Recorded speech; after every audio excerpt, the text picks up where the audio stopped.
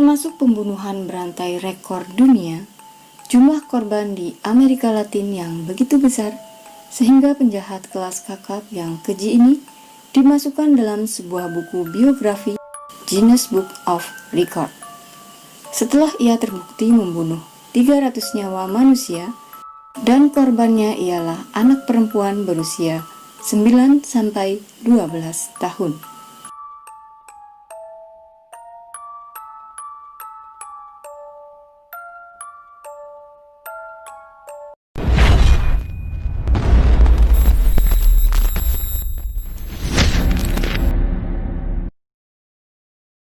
Hai Sobat Malam, masih bersama ONB History. Dari sekian banyak artikel psikopat yang aku baca, aku tertarik dengan nama seorang psikopat yang akan kita bahas di video kita malam ini. Namun sebelum masuk ke kisah psikopat rekor dunia, subscribe-nya dulu dong geng, agar kami lebih semangat lagi bikin kontennya. Klik lonceng notifikasinya juga ya, agar kalian tahu info-info menarik terbaru dari kami. Klik like-nya juga ya, jika kalian suka dengan konten video yang seperti ini.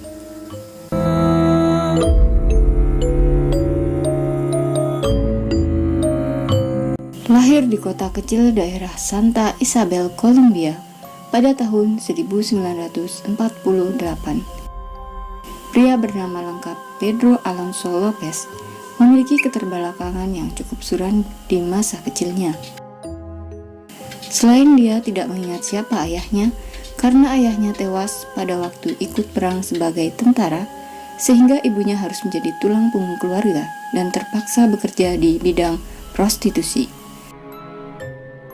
Pedro juga memiliki banyak saudara yang berjumlah 13 orang.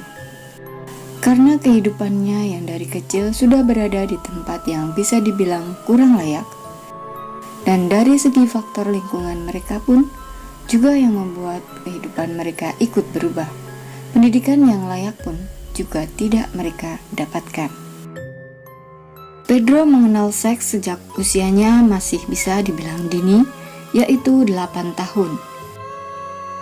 Suatu hari, ibunya melihat Pedro sedang melakukan suatu pelecehan seksual terhadap adiknya sendiri, dan hal itu membuat ibunya menyuruh Pedro untuk keluar dari rumah. Dan pada seorang anak yang masih berusia 8 tahun, ia harus mulai hidup di jalanan dan berjuang untuk hidupnya sendiri. Pedro pun akhirnya mencari makanan dengan mengais sisa-sisa makanan orang dan memakan makanan tersebut. Ia tidur dimanapun ia merasa kakinya lelah. Jadi, dia tidur di mana saja, seperti di emperan toko dan lain sebagainya. Kemudian suatu hari ada seorang pria yang terlihat berpenampilan seperti orang baik yang mengajak Pedro untuk ke rumahnya. Namun di balik sisi pria baik tersebut, ternyata ia adalah seorang pedofil yang pada akhirnya menyandera Pedro dan melakukan hal-hal yang sangat menjijikkan secara berulang-ulang.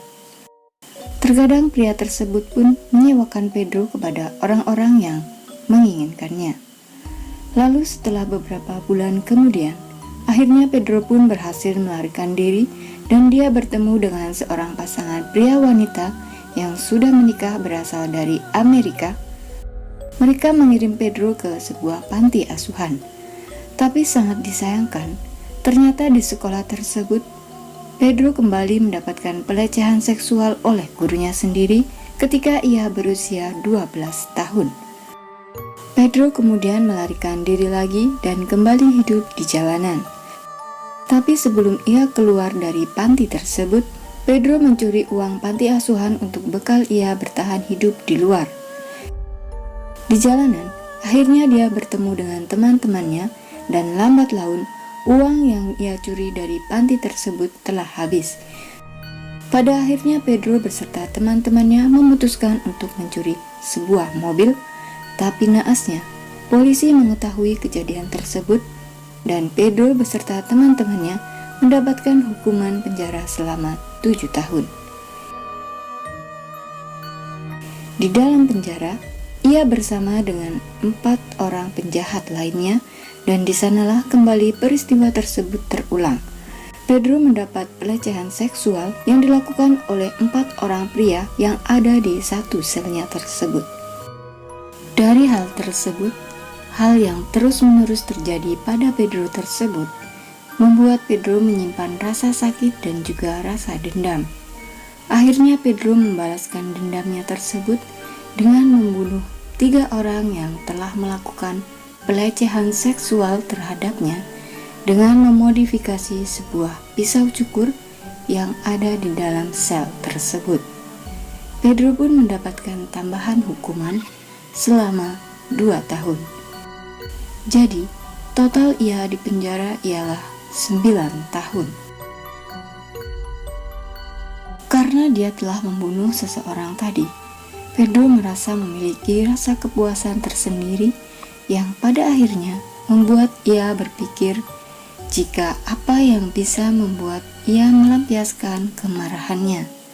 Ia lalu memutuskan untuk mencari korban-korban yang sekiranya mudah untuk menjadi pelampiasan kemarahannya dan juga kepuasannya tersebut. Pada tahun 1978, ia ketika itu berumur 30 tahun. Pedro keluar dari penjara dan dia pindah ke daerah Peru. Di sanalah ia memulai aksinya. Seperti para psikopat yang banyak kita ketahui, jika para psikopat ini menghilangkan nyawa korbannya dengan cara yang sama. Jadi, seperti mereka mempunyai ciri khas mereka tersendiri. Pedro sebelum membunuh korbannya, ia memperkosa dan juga menyakiti mereka terlebih dahulu sebelum ia mencekik leher para korbannya. Ketika di Peru, Pedro sempat tertangkap saat melakukan aksi kejinya. Akhirnya dia diusir dari Peru oleh penduduk setempat.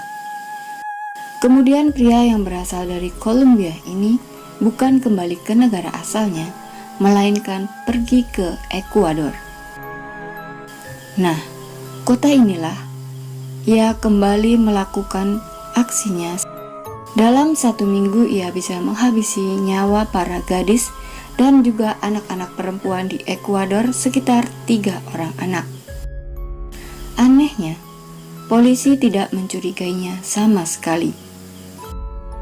Kalian pasti penasaran kan, kenapa polisi tidak mencurigai Pedro Lopez? Karena ketika itu, di Ekuador memang tengah gempar-gemparnya yang namanya sex trafficking, yaitu sebuah kejahatan yang seperti contohnya perdagangan manusia yang diliputi oleh sebuah eksploitasi seksual demi tujuan komersil dan kasus yang telah menarik perhatian masyarakat internasional karena korbannya ialah dari kalangan perempuan, imigran, remaja, bahkan anak-anak. Kemudian ketika banjir besar melanda Ekuador di tahun 1980, dari sinilah Pedro mengakui kejahatannya. Karena banjir yang telah memunculkan mayat-mayat dan potongan-potongan tubuh muncul di permukaan yang membuat polisi kemudian menyelidiki kasus misterius tersebut. Setelah polisi melakukan investigasi, ternyata dari segi usia dan juga kematian para mayat tersebut ialah sama. Polisi memang mencurigai Pedro ketika itu, namun tidak memiliki bukti yang konkret. Meski begitu, Pedro tetap ditahan selama masa investigasi dilakukan. Cara polisi untuk mengungkap jika Pedro benar ialah sang pelaku kejahatan tersebut ialah dengan cara salah satu jaksa menyamar sebagai seorang tahanan. Nah, karena Pedro mulai merasa akrab, karena mungkin ia berpikir sesama tahanan, disinilah kemudian Pedro bercerita pada jaksa yang menyamar tersebut layaknya bercerita pada temannya sendiri. Ia mengaku jika ialah yang telah membunuh para gadis-gadis yang hilang tersebut, dan dari pengakuannya tersebut yang menjadikan bukti kuat untuk polisi. Setelah bukti yang didapatkan oleh polisi, kemudian kasus ini pun langsung diusut dan polisi pun kembali tercengang mendengar pengakuan Pedro yang ketika itu mengaku telah membunuh 300 orang. Polisi kemudian menyusuri tempat di mana Pedro mengubur mayat-mayat para gadis tersebut. Dan ketika Pedro menunjukkan tempat ia menguburkan mereka, polisi mulai merasakan ketakutan saat satu persatu mayat anak ditemukan. Dan mayat yang ditemukan tersebut sebanyak 156 pembunuhan yang diakui oleh Pedro. Meskipun Pedro telah mengakui jika ia membunuh sebanyak 300 orang, dikarenakan mayat yang polisi temukan kurang dari 300 mayat, akhirnya Pedro dijatuhi hukuman yang status pembunuhannya 110 orang dan sisanya sangat sulit untuk dibuktikan. Jadi, cara membunuh korbannya ini yaitu setelah dia mendapatkan targetnya, pertama ia akan mengajaknya ke tempat yang sepi. Setelah itu ia ditakut-takuti dengan cara diikat dan memperlihatkan para korban yang lain. Lalu ia akan memperkosa korbannya dan keesokan harinya ia membunuh korbannya dengan cara yang sama, yaitu dicekik. Pedro kemudian dijatuhi hukuman seumur hidup, tapi dikarenakan fasilitas penjara di Ekuador ketika itu kurang baik, pada akhirnya Pedro hanya dijatuhi hukuman selama 20 tahun penjara. Dan setelah bebas dari penjara, Pedro kembali ke negara asalnya yaitu Kolombia. Nah, kalau kita nih, misalnya melihat orang yang lagi kesakitan, kita pasti akan refleks dong, seperti ikut merasakan kesakitan orang tersebut. Tapi kalau psikopat, biasanya justru mereka akan menikmati kesakitan orang yang ada di depannya. Mereka menganggap itu sebuah pemandangan, dan kesakitan tersebut ialah sebuah kenikmatan dan juga sebuah hiburan. Dari video ini, bisa kita simpulkan bahwa seseorang bisa menjadi orang yang jahat. Itu dikarenakan perlakuan-perlakuan buruk yang ia terima dalam kehidupannya, seperti contohnya bulian, sakit hati, dan juga hal-hal yang membuat mental ataupun fisiknya terusik. Meskipun nggak semuanya kayak gitu ya. Oke, itu tadi kisah psikopat Pedro Alonso Lopez yang dijadikan sebagai pembunuh berantai rekor dunia. Jangan lupa simak kisah menarik lainnya di ONB History. Dan untuk kalian yang suka dengan video atau kisah tentang misteri atau pengalaman pribadi, silakan tinggalkan jejak kalian di kolom komentar. Terima kasih sudah klik video ini dan sampai jumpa lagi di kisah-kisah menarik berikutnya.